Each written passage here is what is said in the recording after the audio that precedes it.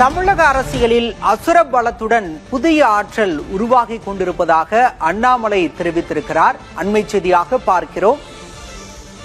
மாற்றம் என்பது அரசியல் மேடையில் அல்ல, மக்களை சந்திப்பதில் தொடங்குவதாக காமராஜர் கூறியதாக அதனை குறிப்பிட்டு சொல்லியிருக்கிறார் அண்ணாமலை. புதிய இயக்கத்தை தொடங்கியிருக்கக்கூடிய சூழலில் அண்ணாமலை இவ்வாறாக கருத்து தெரிவித்திருக்கிறார். விவரங்களோடு செய்தியாளர் வீரகுமார் இணைந்திருக்கிறார். வீரகுமார், தற்போது அண்ணாமலை மேலும் பல கருத்துக்களை குறிப்பிட்டிருக்கிறாரா? என்ன சொல்லி இருக்கிறார்?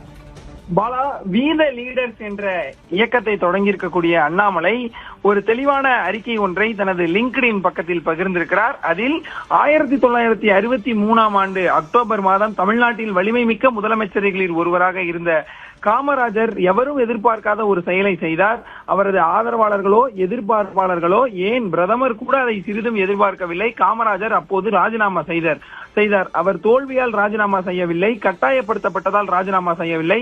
மாறாக தன்னை சுற்றியுள்ள இந்தியாவை உற்று நோக்கி ஒரு மிகச்சிறந்த உண்மையை அவர் உணர்ந்தார் என அண்ணாமலை குறிப்பிட்டிருக்கிறார். குறிப்பாக அதிகாரத்தில் இருக்கும் ஒருவன் அந்த அதிகாரத்தை விட்டுக் கொடுப்பதில் தான் உண்மையான துணிச்சல் இருக்கிறது எனவும் 60 ஆண்டுகளுக்கு பிறகு வியக்க வைக்கும் தெளிவுடன் அவர் புரிந்திருந்தார் எனவும் காமராஜரின் கருத்தை குறிப்பிட்டு அண்ணாமலை அவர் அந்த அறிக்கையை குறிப்பிட்டிருக்கிறார். தனது செல்வாக்கு உச்சத்தில் இருந்த போது முதலமைச்சர் நாற்காலியை விட்டு விலகி சிதலமடைந்த கிடந்த கட்சியை கிராமங்களின் அடித்தளத்திற்கு கட்டமைக்க சென்றார். அதை வரலாறு காமராஜர் திட்டம் என்று அழைத்தது என அண்ணாமலை குறிப்பிட்டிருக்கிறார்.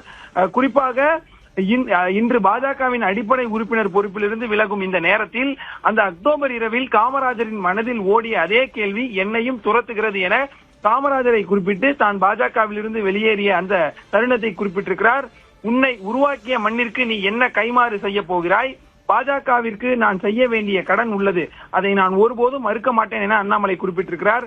எனக்கு வாய்ப்பே இல்லாத சூழலில் அந்த பாஜக எனக்கு ஒரு மேடையை வழங்கியது, சகோதரர்களாக மாறிய தோழர்களை எனக்கு பாஜக அளித்தது.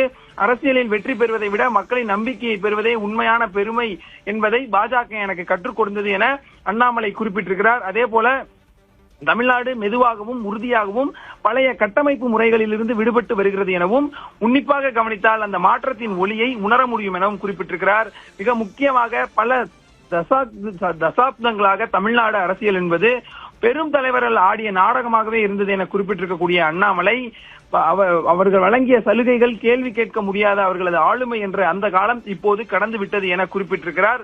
ஒரு திரைக்கு பின்னால் மறைவது போல அந்த ஒளி இப்போது அணைய தொடங்கி இருக்கிறது. மாறாக ஒரு புதிய ஆற்றல் தமிழ்நாடு அரசியலில் உருவெடுத்து வருகிறது என அண்ணாமலை குறிப்பிட்டிருக்கிறார்.